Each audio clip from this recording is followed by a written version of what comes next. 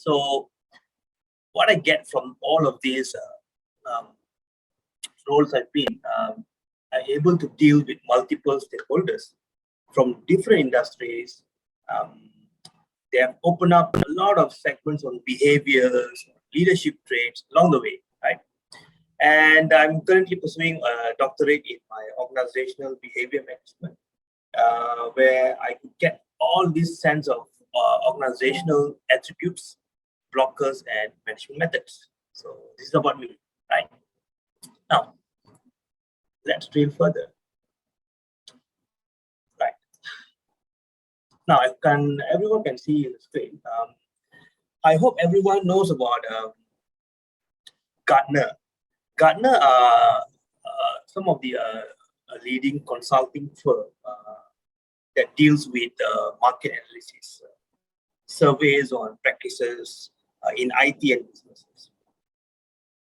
So they have this magic quadrant, which I say is on Agile, which is in Enterprise 2022. Right? As you can see, it's 2022. Yeah, 2022. Now, this magic quadrant report evaluates selected business on enterprise agility, growing market, to help organization make the right choice. Now, so what I like about this report is we could see there's a lot of technology disruption happening right now.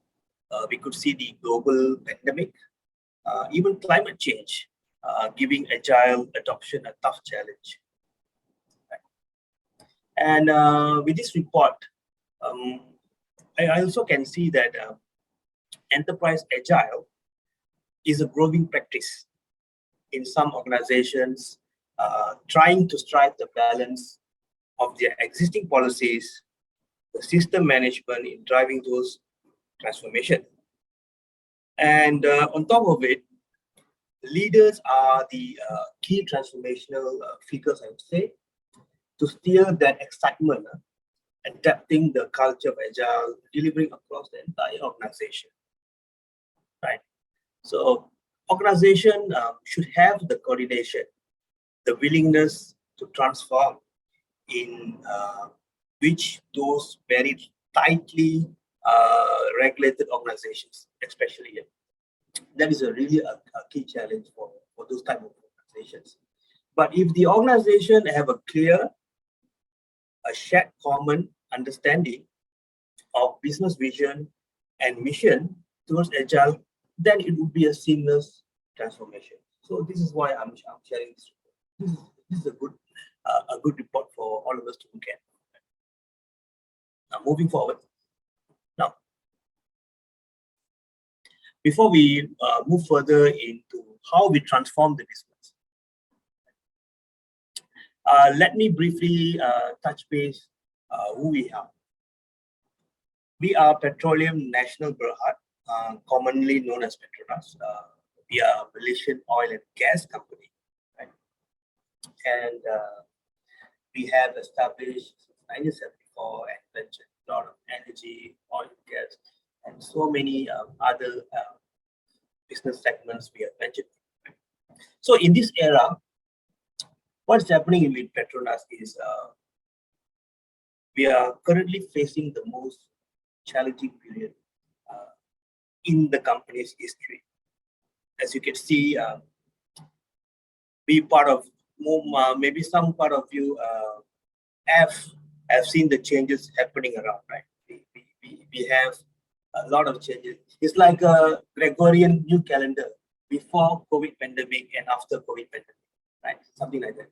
So these kind of challenges actually runs through the minds of the leaders in the organization. Right? So as you can see here, we have the concept of yin and yang.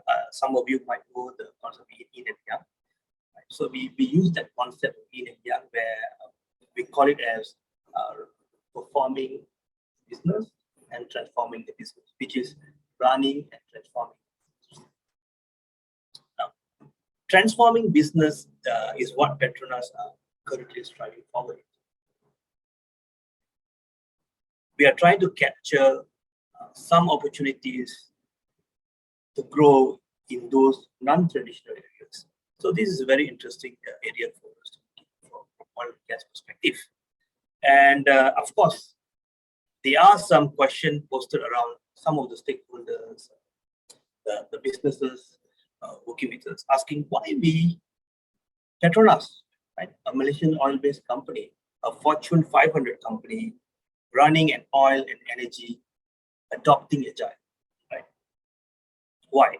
There's the question running in most of the minds of businesses and compatriots. So, why we are energy companies adopting Agile? Energy transition. The first key element, energy transition. Energy transition, which requires to produce more energy at lower cost with less emissions. So these are another very crucial key element that gives us the cutting edge as oil and gas to see a different way of how we can try to work differently in providing those more energy at lower cost. The second is on rapid global changes.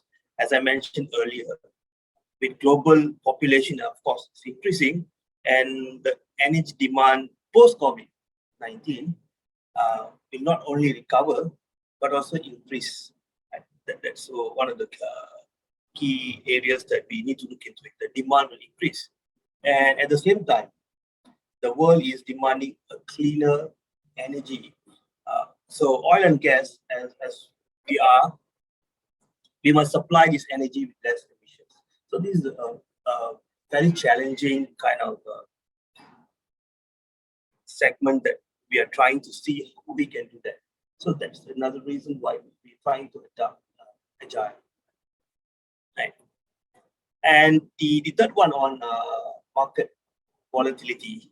Now, as operations are shifted towards the world of internet and a lot of online communications happening, people are getting more frequent information from so many areas of communication. There are market changes happening very fast and on demand and supply, of course. And when a refinery cannot produce an adequate amount of product, it will impose a shortage of product in the market, right? And consequently increasing its price. So this is another reason of why, as a oil and gas company, we are trying to see if this new way of working can actually help us in this area. And of course, we have seen a lot of political war. The recent on the Ukraine war have changed the concept of world power, the change of concept of communications, of having that kind of connection across countries, security, and regulatory requirements. So these are some of the another area that we need to see and have our check and balance as well. We need to anticipate those kind of activities will impact our oil and gas companies. And looking at the fifth one on socio-political issue of social movements opposing the policy of banks, right, and financial institutions to sustain the environment. So most of us are from oil and gas, especially. We depend on financial institutions to support us on the sustaining the environment. So and the ecosystem and the nature. So this kind of social political issues will impact as well.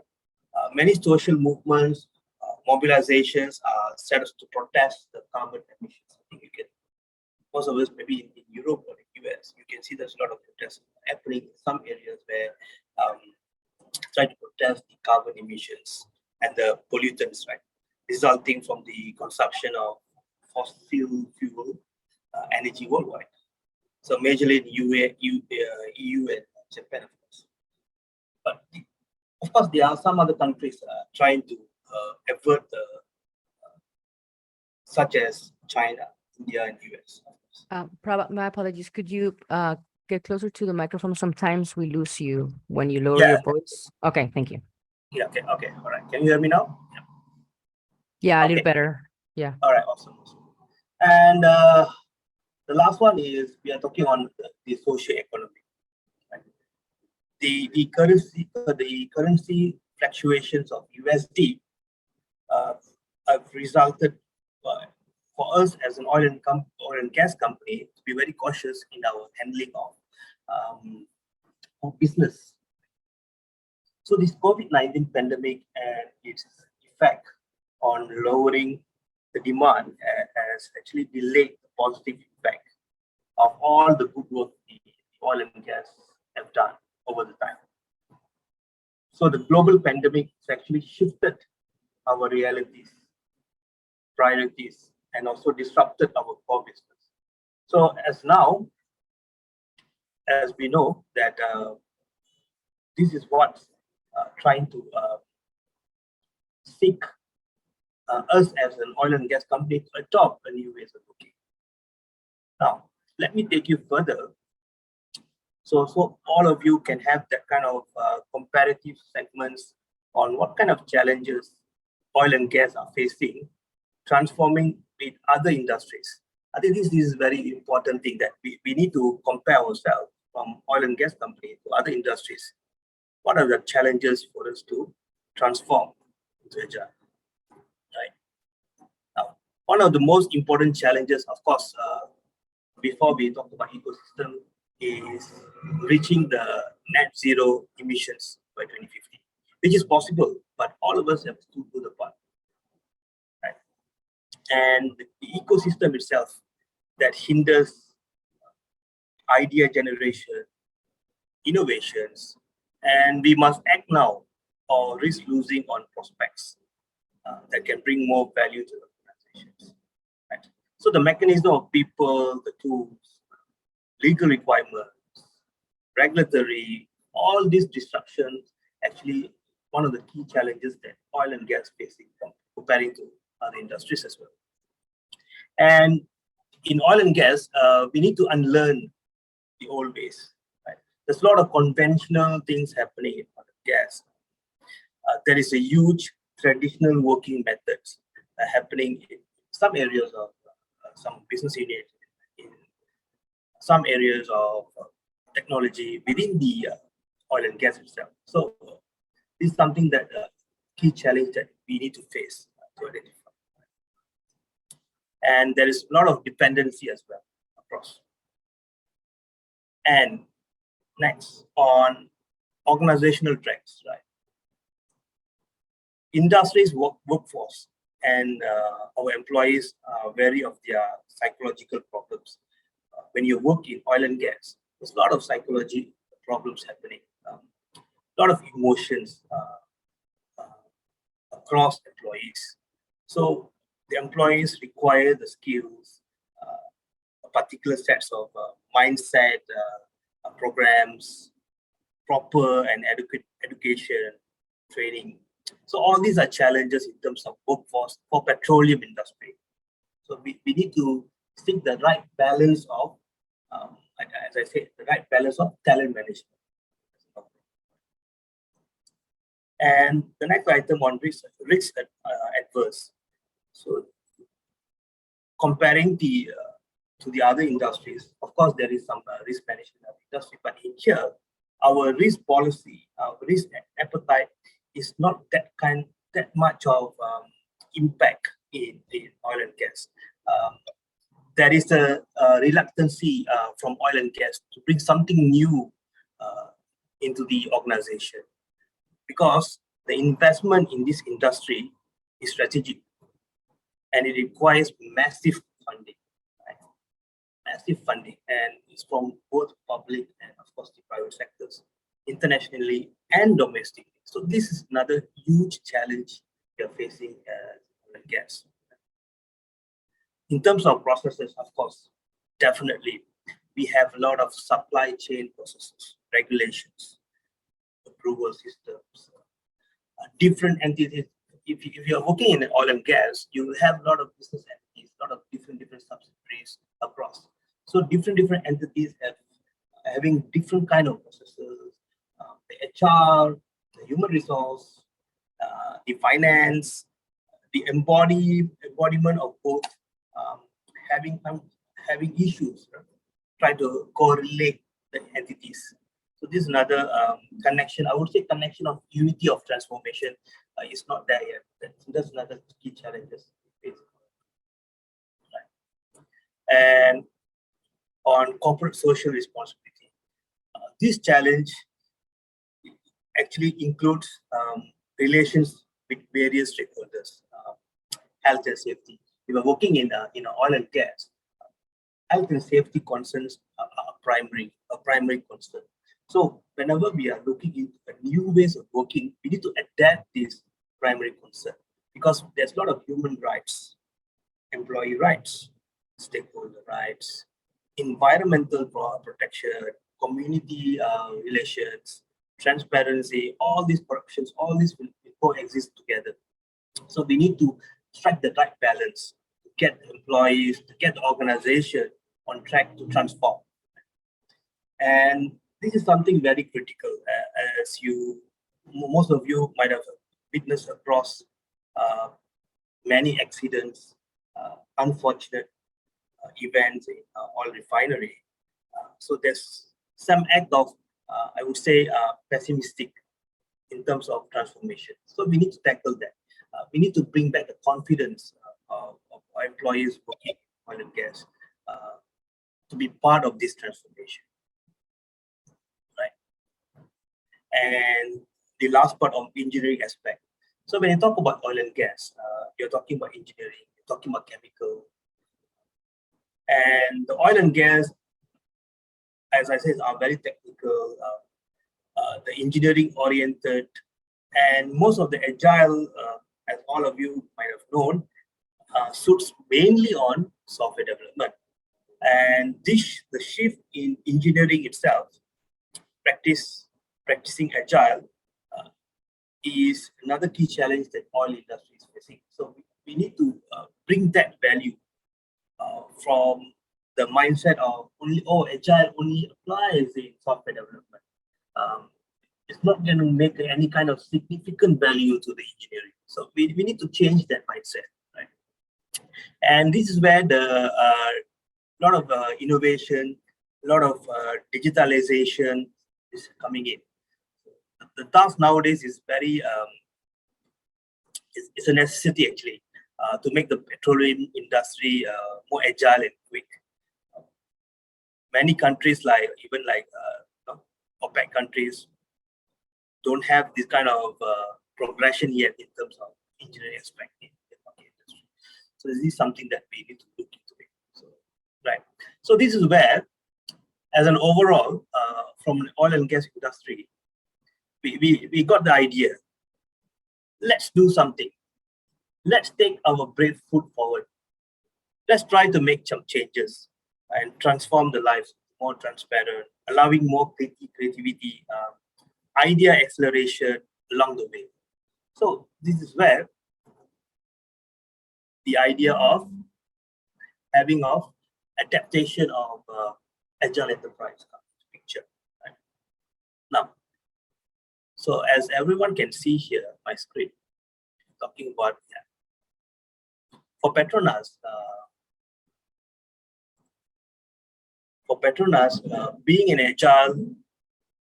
an agile organization means being able to balance, which is our perform, run the business, and transform, change the business. But we still need to remain competitive in our core business. As I said, we still need to pursue those untapped spaces in the energy, but without even removing any immediate impacts in our core business, right? So we need to strike the right balance. With that, what happened is that we came out with these building blocks. As you can see, we have 4 building blocks, as you call it now. It really helps to set the stage on getting the transformation activities across the organization.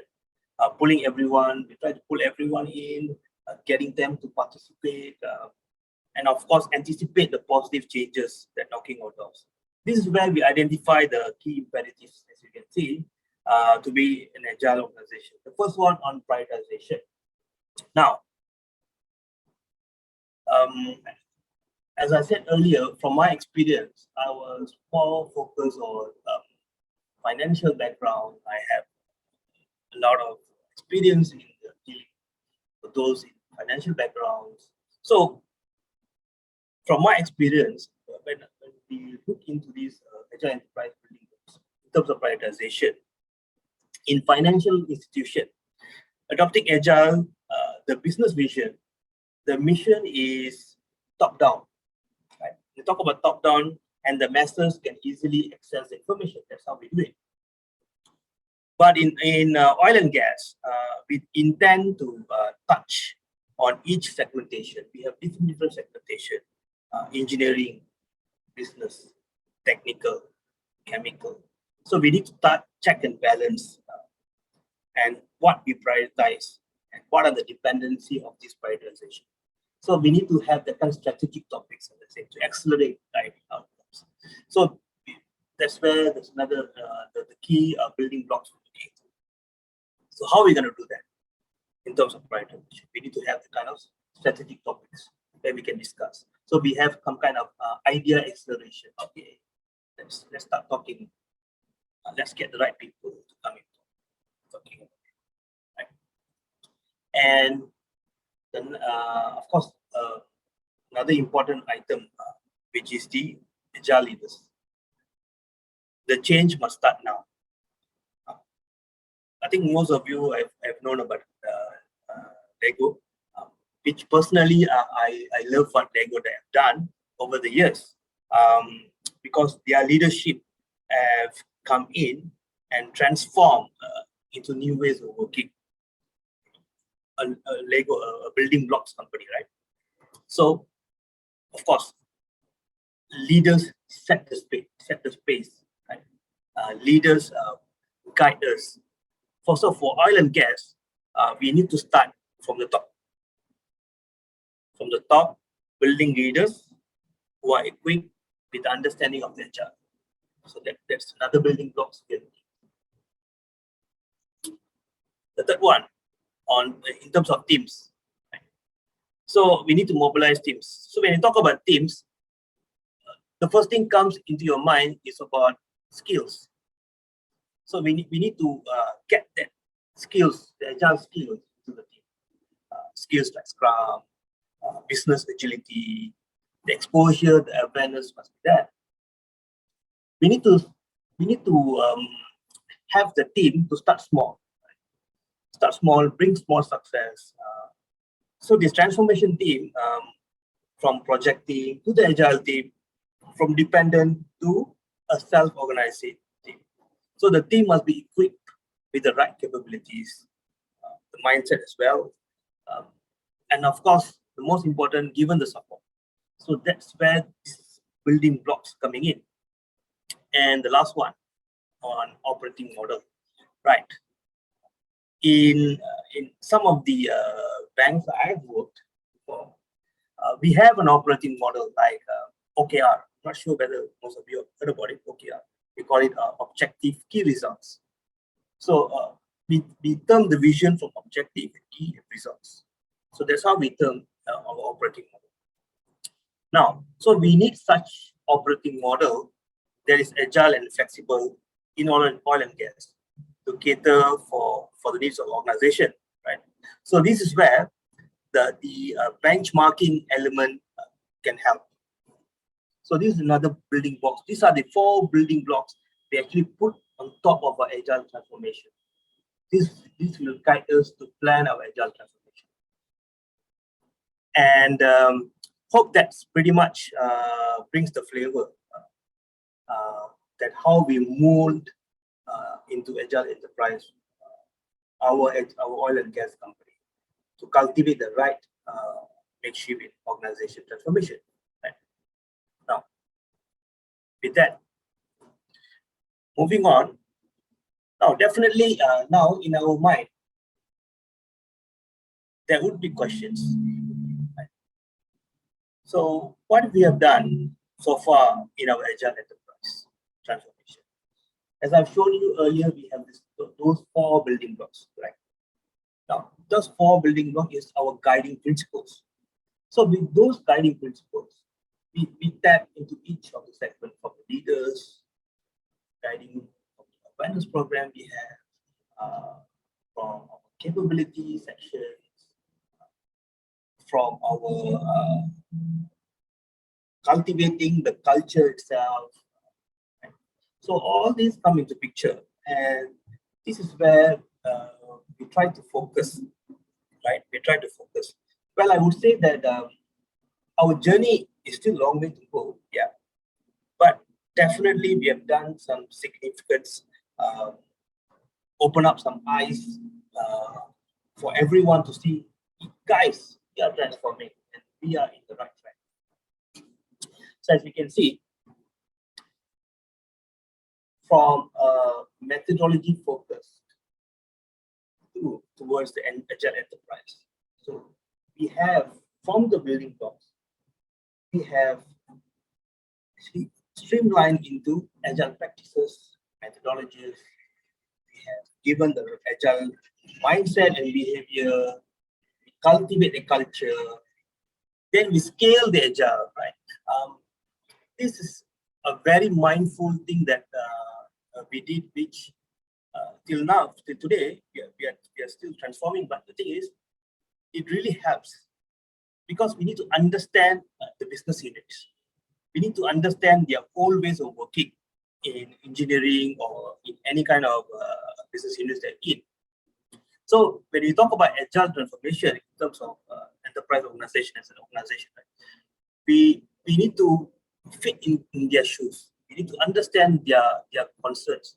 So when we transform, we don't transform entirely forcing them, right? So we don't have the kind of people like to follow. No, we have followers, kind of followers to the Agile. We don't want followers. We want people to participate. We want people to become leaders themselves, right? So that's why the portion of scaling Agile and enhance the operating model is very crucial in the steps to become Agile enterprise transformation. So this is where we are coming in, right? So this is where we're coming in.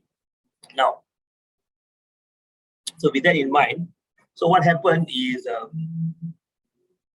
we have some early success. We have some early success. Fortunately, there's a lot of good things happen because we got the right people, the right leaders to guide.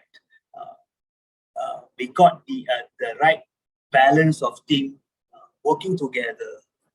We have the leaders from each unit helping each other try to transform, following the methodology, following the Agile mindset until we transform the enterprise level. So we have some early success that I would like to share with everyone today. We have success in terms of we have this Agile enablement coaching program. So for us, one of the early success that till today we still feel it's really crucial and it's really important to move forward is having the kind of coaching program. Right? For us, coaching is a primary factor in allowing the basic support, right, to preach Agile in a right way, but also mentoring, teaching. So we have pretty much all of this going on. So this is something that is very critical, and with this establishment of this program, it really helps us to move forward because right, we're able to see it, Now, the second one on Agile Hub. Agile Hub is our one-stop center in terms of Agile methods, all those codified learning materials. So when you talk about Agile, and we talk about large organization like we are in oil and gas, too many materials will come into place, right? So we need to have a codified learning materials. We have our our learning catalog. So we link that learning material with the learning catalog, so everyone can have the basic Agile Foundation program, the issues, the concerns. They can learn about Agile, right? So it's open to everyone, right? So this is something that is really helpful, and it sets the right pace in terms of employees getting the access to the Agile materials. And the third success, or early success, I've seen that we have our Agile Playbook. We introduce the Agile Playbook. So when you have a lot of learning materials, as I said, we have a one-step center. We need to have a guideline, right? We need to have a guideline on how we can start Agile. So do you have any sample? Do you have any principles that we can follow to start Agile? So that's the reason why we have Agile Playbook. We have some samples, we have guidelines, we have some contact information. So this playbook is quite critical and is really helpful for beginners, even for those already started to adopt Agile. They still found it very useful in terms of escalating the other important values of the Agile itself, the ceremonies. Okay, so that's something that's a fantastic achievement for us. The next one on Agile community is something new that it happened, and like what we're having right now, we have this transformation forum happening on monthly or weekly. So we had an Agile community, and just to share with everyone here, this Agile community is the fastest growing online community in our Petronas, in our oil and gas company, growing around 10% monthly. So we are excited, and because people are as excited as we are in our organization, joining this community to share, start talking about Agile, sharing some knowledge about Agile, might be from their daily lives. That's why what happened in our Agile community, we don't have any restrictions. We let the employees, we let the organization, within the organization itself, to share how you apply Agile in your daily lives.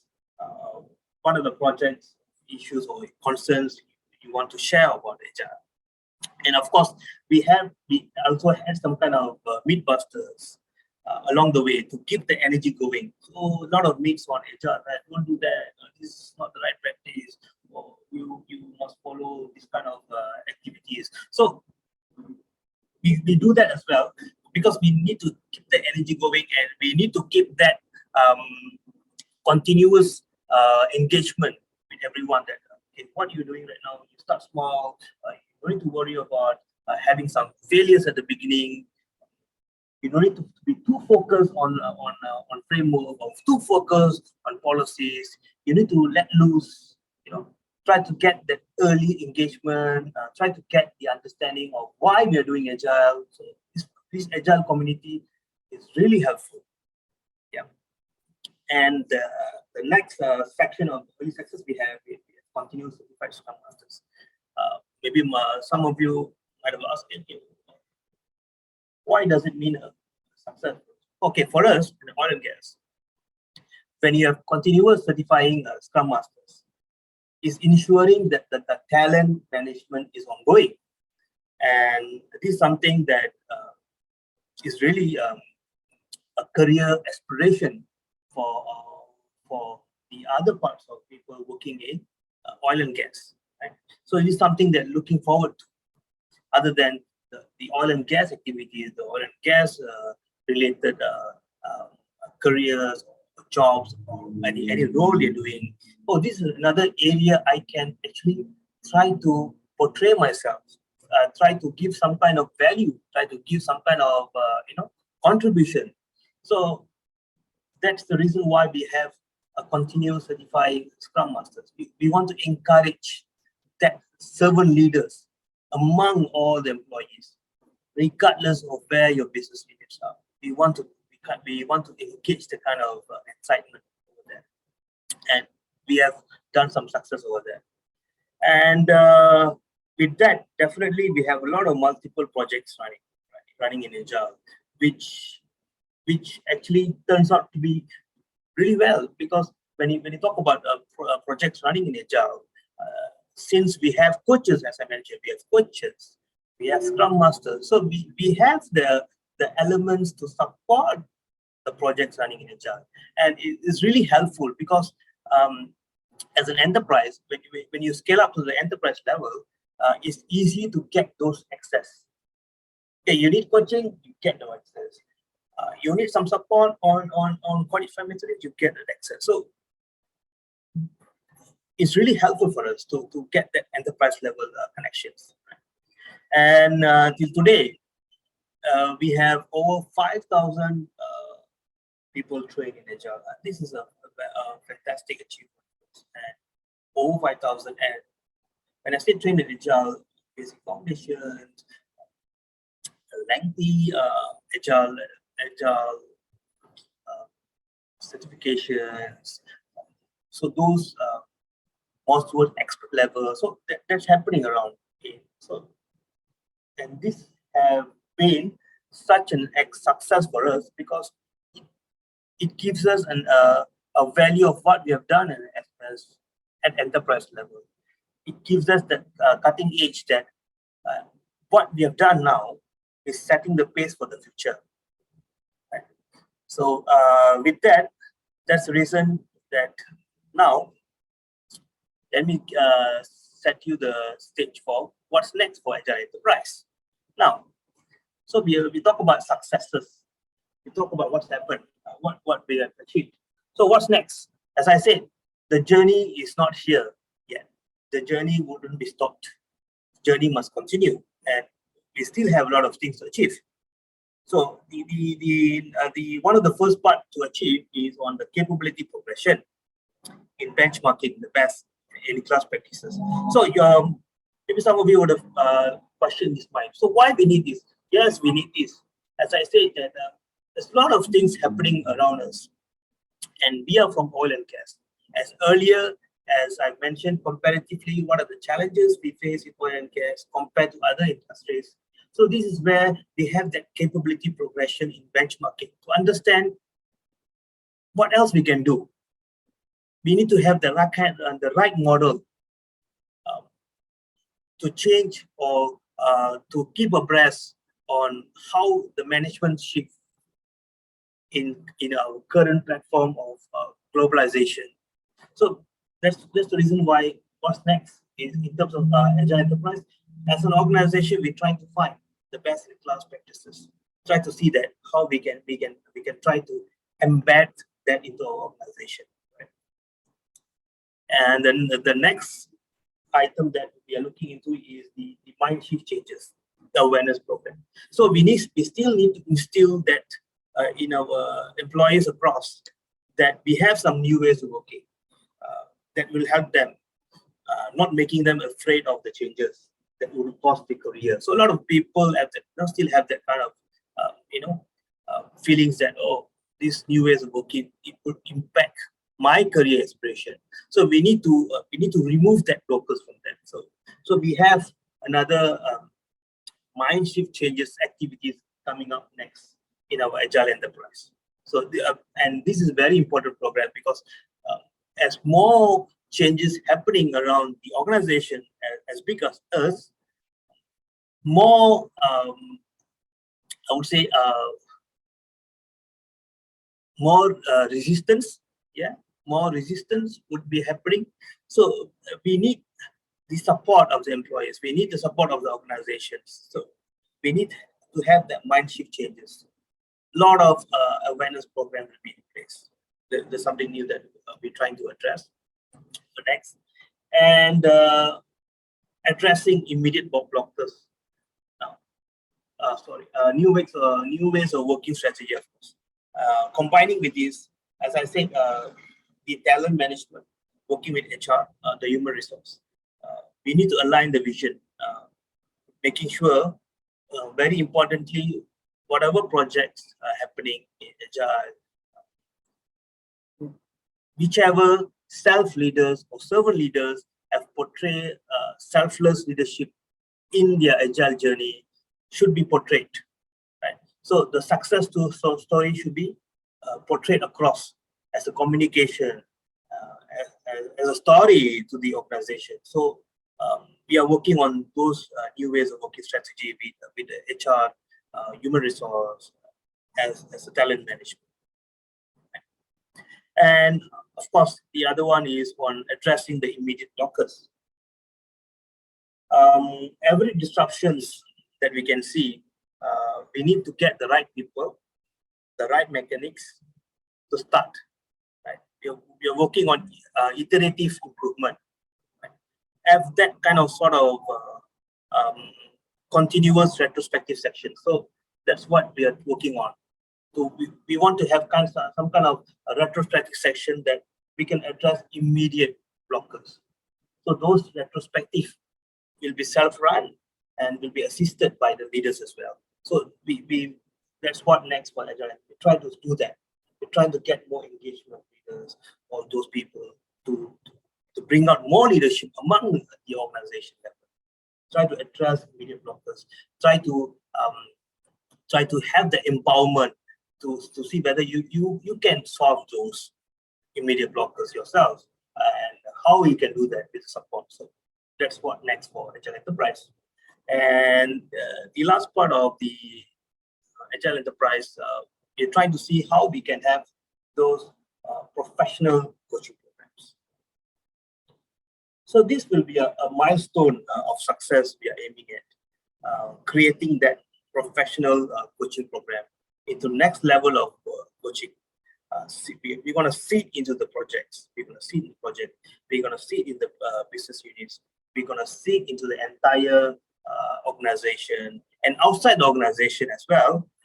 So we can collaborate for new improvements in terms of how we can accelerate those ideas you have. How can we can accelerate the mind shift patterns you have, working together, achieving things, even if it's small, but it needs to be celebrated. So we want to have that kind of session. So this is what happened right now until today in Agile Enterprise. So hopefully it touches a lot on how we come from an oil and gas industry, trying to apply Agile and into achievement of scaling up into achievement of setting up the Agile Enterprise organizations. Right. So pretty much that's what I have for today. Okay. So with that, I end my presentation today. Thank you so much, Prabha. Yeah. So much. It was great. We do have some a couple of topics here in the chat. Gabriela Velez, she said, I agree with those based on my experience with different industries. I would add that scaling planning practices is crucial. What do you think of that? Maybe any scaling method, or sorry, scaling planning? That's a great question. Let me look at the question again. From Gabriela. I'm not sure she's here. Maybe she is. Oh, she's here. Gabriela, I don't know if you can hear us. But we're like trying to discuss the topic. Yeah, the scaling planning. And I was wondering if you would like to add a little bit more on that. Oh, okay. Yeah, scaling methods. So when you talk about scaling, we need to address the ways of working of the particular business units or the particular department or particular businesses itself. So that's the first thing. So when you talk about scaling, you need to understand how those businesses have connection with other businesses around. Right? So that's how when you scale with that connection. Right? So we need to ensure that the dependency is being taken care as an overall when we scale. We need to ensure there is some participation from each of the unit to be as a single team, to be as a single organized team. Right? Yeah, I agree. That sounds great. We usually do value stream mapping to determine those dependencies across organizations and use that to bring people together. Yeah. So that's awesome. That's awesome. That's just a fantastic way of doing it. Value stream mapping. You can add on having those objective key results as well to measure that. So that might help you as well, because when you have a shared objective, you can actually measure those metrics and key results together. Yeah. We do Thank have a you. question from Regina. Thank you, Gabriela. Maybe Regina, you have a question? Not sure. Yeah, I know you talked about, I don't know if you can hear me, you talked about an Agile playbook, right? Yeah. Can you share a little bit about like what other type of things you would have inside the Agile playbook that you would have across your organization? Okay, in what happened in our Agile playbook, I think some of you might have seen maturity level, like concepts like crawl, walk, run, right? Have you heard about that? When crawl means you're starting to apply Agile. Walk means you are trying to do things independently. Run means you are self-organized, right? So what we did in our Agile playbook, we try to give that flavor to the team, meaning that we have certain criteria whereby you need to see whether you are at this level, you're applying, or you are at this level of applying Agile, or at this level. So it sets up a pace for you. So you know that, okay, I have this Scrum Master, this is experience. I have this Agile coaches. I have this project. This is the project, the product that I have. How can I run it? So we'll give that guideline in that playbook. So at least you will know that from that playbook itself, at least you know that, okay, from this particular type of impact of products, how can I run? How can I run? For this particular type of impact, how can I run? If I have this large number of people in my organization or in my projects, how can I run? So we have set that kind of guidelines. So it's easier for you to look into support. So that's pretty much on how we're doing our Agile playbook. So it's quite or I would say very detailed playbook, but it gives you the flavor. You just need to go and click on the playbook to see, okay, I need to have this kind of support in terms of this particular number of issues, or you can even type the issues. It will give you this is what you must start on. You must have a basic understanding. At least this is how you start a stand up. This is how you start a planning. Let's say is this Scrum sprint planning. This is how you do. This is how you do retrospective. So we have the guidelines. So you just have to click and go. Okay, thank you. So yeah, and then you can start creating that kind of playbook actually in a simple format. We started off with creating it in a simple format, like a PDF format. So share across, get some feedbacks. So what we did, we pilot that. We pilot that with some projects, getting some feedbacks, and then we try to improve it over the time. Thank you. We do have a couple of more questions from Tom Kane. What metric is being leveraged to determine or categorize it as enterprise? Oh, metrics. Okay. Yeah. So when you're talking about metrics to categorize an enterprise, so at the moment, so what we are trying to do, as I said, our task is mainly on try to change the organization adapting into Agile. So that's why we have this program, we have Agile apps, we have Playbook, we have community, we try to get people around. So that's a good question that you posted. On maturity level, that's one of our capability progression for next year, for next. So that's what we are working on right now. We're trying to set that So once you get the organization to be aligned with you and to share the joy of Agile with you, talking about Agile, working on Agile. So now is where we're trying to get the benchmarking to see how we can do the maturity level. Does that answer your question? I'm not sure if Tom's here, but I would like to know if that answered your question, Tom. Hey, thanks. I was just Yeah. trying to determine, are you using the term enterprise as a number of people or a dollar value or something agile? What is your reference to turn it into an enterprise transformation? Okay, for our enterprise transformation is number of people transforming into Agile. We have, as I said, we have different business units, different segmentations of departments around, scattered around. So we are converting that. So our Agile enterprise more on transforming the people, transforming the department at the moment. So we haven't gone into the dollar significance yet on the other section yet. It's more on people right now. So of course later on we are going. So as I said, we are oil and gas, right? So our ultimate is actually to have that net zero carbon emission. That is our priority. But in terms of moving into Agile itself, we are cultivating that into people transformation at the moment.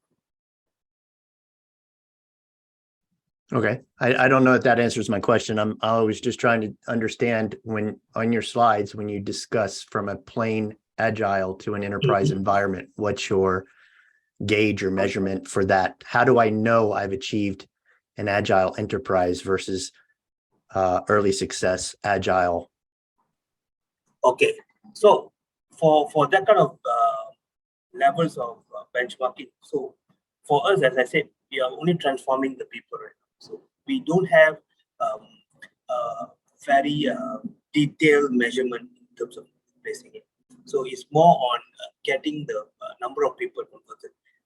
Like for instance, we have, as I say, we have Agile community. Or how many of us have joined? So we have over 700 people, 800 people joined community. Out of that, how many have certified Scrum Masters? Okay. So we are more into getting the number of people, converting them. So that's how we look into it right now in terms of Agile enterprise. So it's not really into comparing systems level, comparing how much of dollars you have saved, not yet. So we still have that level of identification later on. Right? So like how much of dollars we have saved using Agile, practicing Agile in particular projects. So sometimes it's based on dollar. Of course, we do have apart from Agile, we do have we call it some kind of program where we select those potential champions. We call it champions, whereby you are able to produce a project with less cost and with a good turnaround. So we have that particular kind of activity. We call it champions happening every year, and we are selecting, and of course we are giving them some kind of support and good recommendation for them. So that's happening. Okay, thanks, Prabhu. Okay, no. Okay, I think we have one more question. So if that's from James Murphy, I know you're there, James. I'm gonna read your questions. Are you able to tell us what area in Petronas was it decided to first implemented Agile, as in Scrum, Teams, and why? Okay, that's an excellent question. So in Petronas, what happened? We started off way in 2017, I would say. So one of the earlier projects adopted in Petronas was in downstream, right? And why? Why is because at that particular time we had a leader within that part of downstream, which support the team to work something different apart from what they're working right now on one tool. So that opportunity was given to them, and of course it was given because what happened is that particular project that was given, they have a measurement where how much it impacts the entire organization, how much it impacts the department. So it's something in between. So they have a measurement idea where this project is something in between. So it was given a go through. Let's go ahead, try to do that. So that's it's downstream, call it downstream, more on the refinery area, on a refinery area. So something that happened, and yeah. So how it expanded. So we had some success in projects. Some of success in projects like Dove. I'm not sure you heard of it. So that project have actually have improved our system and have reduced the cost for our most of our refinery areas. So we found it is really helpful. So if we can do it in a refinery, why not we do it in other areas of business? So that's where comes in. Thank you for that. Because I was just, I wondered whether it was a case of more of just what you said, that the leader at the time was keen to do that sort of thing. And so there was a sponsor, there was money that could get invested in that area because the management had a mindset that, they wanted to try this out. Rather than after an appraisal of the company, when you're doing a transformation, maybe identifying the biggest hit, least time spent on it, and biggest impact. Yeah, I agree. That's the reason why at that particular time, when one of the leader at the unit, when the discussions were having around, he discovered that particular thing to improve is not so much complex and not so much impactful. It's something in the middle. So he agreed. So I think that kind of measurement is useful to start something small. So as long it's not very much impactful or very much critical, and then something in the between, then we can start working on it. Cool. Thank you. But All definitely, right. Adding to that, as I said, the first thing is the leaders must be able to transform. That's very important. The transformation must happen. Thank you. Okay. I don't. Maybe he already replied to your second question, James. Yeah. Yes, he did. Okay. Yeah. Awesome. Yes, probably did. Thank you. Yeah, Okay. because last one before I end it. When I say leaders, that's where is in oil and gas we approach. It started from our the corporate strategy. You see, so from the corporate strategy, we implement the Agile enterprise throughout the organization. So we need to have this Agile enterprise to transform the organization. This is something that is going to cultivate a new culture of working. So it comes on from the top. So that's how the transformation must happen. Okay. Great. Thank you. All right. Thank you, everyone. Thank you for joining us today.